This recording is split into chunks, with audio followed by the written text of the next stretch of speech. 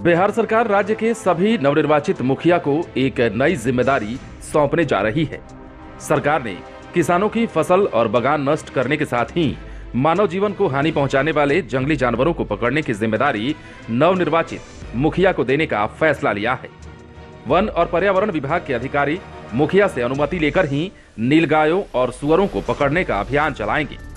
दरअसल वन और पर्यावरण विभाग की तरफ से इसको लेकर पंचायती राज विभाग को एक पत्र भी लिखा गया था। इस पत्र के माध्यम से पंचायती राज विभाग से सहमति मांगी गई थी। पंचायती राज मंत्री सम्राट चौधरी ने इस बात की जानकारी देते हुए बताया कि विभाग की ओर से सहमति प्रदान कर दी गई है। पंचायती राज मंत्री की माने तो जंगली जानवरों में नीलगाय और सुअरों द्वारा किसानों की फसलों को बड़े पैमाने पर क्षति पहुंचाई जाती है, साथ ही मानव जीवन को भी इससे काफी हानि पहुंचता है।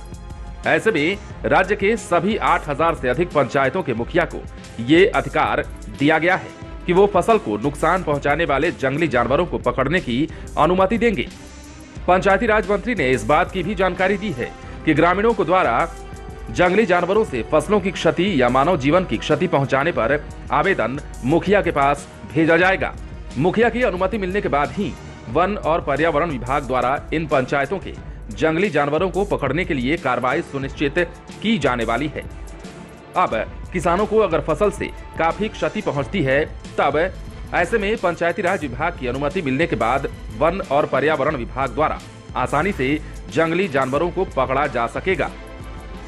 आपको ये भी बता दें कि जंगली जानवरों के द्वारा किसानों की फसल नष्ट करने के मामले बड़े पैमाने पर सामने आते रहते हैं।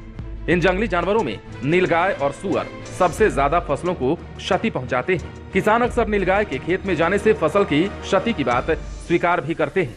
इससे किसानों को बड़े पैमाने पर फसल का नुकसान सहना पड़ता है। ऐसे में अब मुखिया को बड़ी जिम्मेदारी सौंप दी गई है।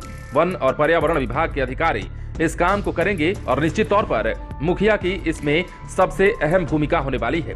किसानों के फसलों के नुकसान को देखते हुए सरकार ने ये बड़ा कदम उठाया है और यही कारण है कि पंचायती राज ने इस बात की स्वीकृति दे दी है कि अब वन और पर्यावरण विभाग के अधिकारी नीलगायों और सुअरों को पकड़ने के लिए जो अभियान चलाएंगे, उसके लिए उन्हें मुखिया से अनुमति लेनी होगी और जितने भी नवनिर्वाचित मुखिया हैं बिहार के, वो सभी इस काम में अधिकारियों का सहयोग करेंगे। इतना ही नहीं, अब फसल के नुकसान का जो भी आवेदन दिया जाएगा वो मुखिया के पास ही दिया जाएगा और उस पर उचित कार्रवाई करने का अधिकार भी मुखिया द्वारा ही संपन्न कराया जाएगा। ऐसे में पंचायती राज मंत्री सम्राट चौधरी ने ये बात साफ कर दी है कि अब बिहार में फसलों के नुकसान को लेकर कदम उठाए जाने वाले हैं, जिसकी जिम्मेदारी मुखिया को सौंपी जाने वाली है। आप बने रहें लाइव सिटीज के साथ। यदि आपने इस चैनल को सब्सक्राइब नहीं किया है तो सब्सक्राइब कर लीजिए ताकि हम आपको खबरों से अपडेट रख सकें।